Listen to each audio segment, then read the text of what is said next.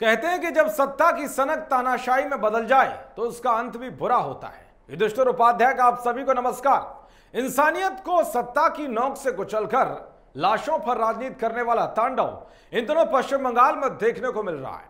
पश्चिम बंगाल की मुख्यमंत्री ममता बनर्जी कैसे कानून व्यवस्था को संभालने में नाकाम साबित हो रही हैं, उसे पूरा देश देख रहा है। बंगाल हिंसा और दंगों की आग में बुरी तरह से करा रहा है, लेकिन ममता बनर्जी इस रक्त रंजिश को कंट्रोल करने के बजाय सियासत करने में कोई कोर कसर नहीं छोड़ रही है। सबसे पहले आपको दिखाऊंगा कि जब ममता बनर्जी बीरभूम हिंसा में मारे गए पीड़ित परिवारों के जख्मों पर डैमेज कंट्रोल का मरहम लगाने पहुंची तो उन्होंने इंसानियत को कैसे शर्मसार कर दिया, जिसके बाद हर कोई ममता दीदी को गरिया रहा है। साथ ही बताऊंगा कि पीड़ित परिवारों ने ही कैसे ममता को आईना दिखाने का काम किया है। और आखिरी खबर में आपको बताऊंगा कि जो लिबरल गैंग पश्चिम बंगाल के चुनावी नतीजे आने के बाद हिंदुओं के नरसंहार पर मौन था, अब वो बीरभूम में मारे गए लोगों का मजहब ढूंढकर कैसे छाती पीट रहा है और ममता बनर्जी को कोसते हुए बंगाल को जंगल राज बता रहा है। तो शुरू करते हैं आज का भौकाल टाइट। कहते हैं कि इंसान तो हर घर में पैदा होते हैं, बस इंसानियत कहीं कहीं जन्म लेती है। और जिस इंसान के अंदर घमंड में इंसानियत मर जाए उसके पाप का घड़ा भी एक दिन जरूर फूटता है। ऐसा ही कुछ हो रहा है सत्ता के नशे में चूर पश्चिम बंगाल की मुख्यमंत्री ममता बनर्जी के साथ। अब वो दिन दूर नहीं है जब भौकाली ममता बनर्जी के पापों का घड़ा फूटने वाला है, क्योंकि ममता दीदी ने सत्ता के लिए जो बंगाल में नफरत के बीज बोए हैं, अब वो उनके ही गले की फांस बनने जा रहे हैं। क्योंकि कहते हैं कि जैसा वो होगे वैसा ही एक दिन काटना ही होगा। पश्चिम बंगाल में एक बार फिर से टीएमसी के ही कार्यकर्ताओं ने जो मौत का तांडव मचाया है, उसने पूरे देश को झकझोर कर रख दिया है। क्योंकि 6 महिलाओं और 2 मासूम बच्चों समेत 8 लोगों को पहले तो गुंडों ने जमकर पीटा और फिर उन्हें घरों में बंद करके जिंदा जला दिया, जिसकी वजह से इलाके में दहशत का माहौल है और दर्जनों लोगों ने अपने घरों को छोड़ दिया है। तो इस तांडव से ममता बनर्जी चारों तरफ से सवालों के घेरे में आ गई है। कुर्सी पर खतरे के बादल मंडरा रहे हैं। स्थिति राष्ट्रपति शासन की बनी हुई है। मामले पर पीएम मोदी से लेकर गृहमंत्री अमित शाह और कलकत्ता हाईकोर्ट सख्त दिख रहा है, लेकिन अब भी बेगुनाहों की लाशों पर राजनीति करने से ममता बनर्जी पीछे नहीं हट रही हैं, जिसका एक बड़ा उदाहरण तब देखने को मिला जब वो बीरभूम में मृतकों के परिजनों से मिलने पहुंची। यहां उनके स्वागत में पार्टी कार्यकर्ताओं ने तोरण द्वार तक लगा दिए। तस्वीरों में आप देख सकते हैं कि ममता के स्वागत के लिए कैसे होर्डिंग लगाए गए हैं।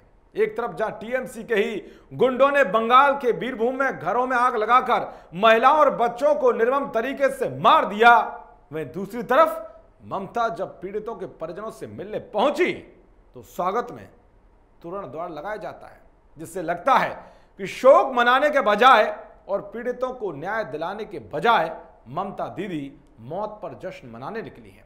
क्या ममता बनर्जी की इंसानियत एकदम मर गई है? क्या इनका जमीर खत्म हो गया है? क्या ममता के लिए नागरिकों की जान से ज्यादा चेहरा चमकाना बड़ा है? इसलिए सोशल मीडिया पर भी लोग ममता बनर्जी को गरिया रहे हैं और पूछ रहे हैं कि ममता बनर्जी मुख्यमंत्री हैं या फिर तानाशाह। लेकिन पीड़ितों के परिजनों ने भी ममता को आईना दिखा दिया है। घटना के 3 दिन बाद जब ममता बोगटुई गांव पहुंची तो पीड़ित परिवारों के जख्मों पर डैमेज कंट्रोल का मरहम लगाते हुए मुआवजे का ऐलान किया। ममता ने कहा कि उनकी सरकार हिंसा में मारे गए सभी 10 लोगों के परिवार के एक सदस्य को राज्य सरकार ग्रुप डी की नौकरी देगी। इसके अलावा सभी परिवारों को उन्होंने 6-6 लाख रुपए का मुआवजा देने की घोषणा की। तो मृतकों के परिजनों ने ममता को आईना दिखाते हुए साफ कहा कि पहले तो इस पूरी घटना की अच्छे से जांच होनी चाहिए और दोषियों को फांसी होनी चाहिए। उधर राष्ट्रपति शासन के डर से डरी ममता ने प्रशासन की लापरवाही को कबूला। ममता बनर्जी ने कहा कि टीएमसी के नेता की हत्या के बाद पुलिस को अलर्ट होना चाहिए था, लेकिन ऐसा नहीं हुआ। यानी कि ममता ने यह कबूल कर लिया कि बंगाल में कानून का राज नहीं है। भले ही ममता ने हिंसा के बाद कहा था कि बंगाल को यूपी नहीं बनने दूंगी, लेकिन बंगाल का पुलिस प्रशासन कितना ढीला और लापरवाह है, जो ममता दीदी ने भी कबूल किया है। और यूपी का पुलिस प्रशासन कितना एक्टिव है, ये बात पूरा देश जानता है। अब बात करते हैं भौकाल टाइट की आखिरी खबर की। आपने देखा होगा कि जब बंगाल चुनाव के नतीजे आए तो उसके बाद कैसे टीएमसी के गुंडों ने आतंक मचाया था। हिंदुओं के घरों को चुन चुनकर उन्हें निशाना बनाया था, कईयों को बुरी तरह से पीट पीट कर मार डाला था, जिसकी वजह से डरे हुए हजारों हिंदुओं ने पलायन करके असम जैसे राज्यों में शरण ले ली। जिसके बाद ऐसा लगने लगा था कि बंगाल में अब लोकतंत्र नहीं बचा है और यहां तो बांग्लादेश और पाकिस्तान जैसे हालात बन गए। लेकिन ममता बनर्जी ने अपनी पार्टी के गुंडों पर कोई भी तगड़ा एक्शन नहीं लिया। 9,800 आरोपियों पर मामला दर्ज किया गया था, जिनमें ममता बनर्जी की पुलिस ने सिर्फ 1,000 लोगों को गिरफ्तार किया था। इसमें भी 800 लोगों को 1 महीने के अंदर जमानत मिल गई थी।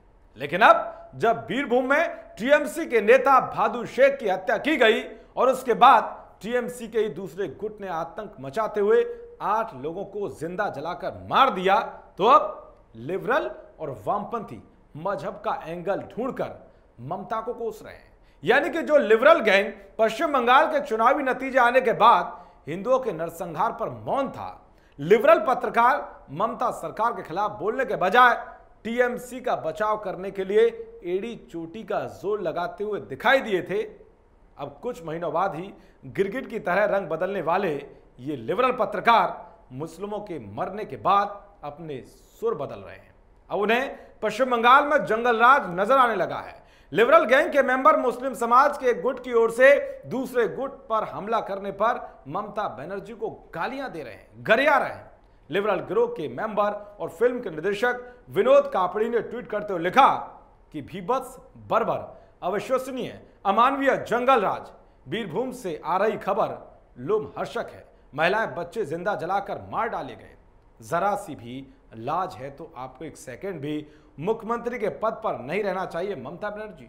एक और लिबरल गैंग की मेंबर स्वाति मिश्रा ने लिखा कि पश्चिम बंगाल में लोग जिंदा जलाए जा रहे हैं। ममता बनर्जी या तो फुटबॉल खेल रही होंगी या उनके पैर पर प्लास्टर बंधा होगा। इसके अलावा कई और लिबरल गैंग के मेंबरों ने ममता बनर्जी को कोसा है। अब आप समझ सकते हैं कि लिबरांडू कितने सिलेक्टिव और खतरनाक हैं। ये सब अपने मतलब की बात पर छाती पीटते हैं। चलिए अब आपसे लेता हूं विदा, फिर आऊंगा भौकालियों का भौकाल टाइट करने। मेरा नाम है युधिष्ठिर, जो कहूंगा सच कहूंगा, सच के सिवाय कुछ नहीं कहूंगा। जय हिंद।